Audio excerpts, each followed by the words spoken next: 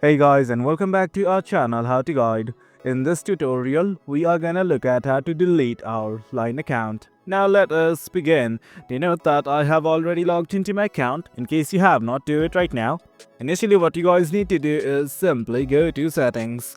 At the top right in the home section, you will see a button like this that looks like a gear. Click on it right now.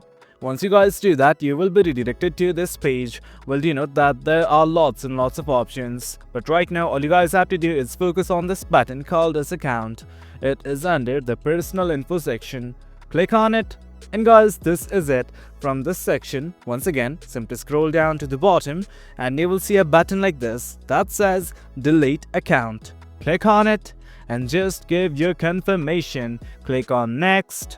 Do check if anything is missing. Right now I don't want to check for anything, so I'm simply gonna scroll down, and as you guys can see at the bottom there are these three check boxes. Simply toggle them on. As you guys can see, I am doing them right now. And once everything's alright, click on delete account. Once again, give your confirmation. And that is it guys. That's how you delete your line account. The process is quite easy. Hope you guys found this video informative, and for more content like this, do remember to hit like, share and subscribe. Your support fuels us. Until next time, thank you.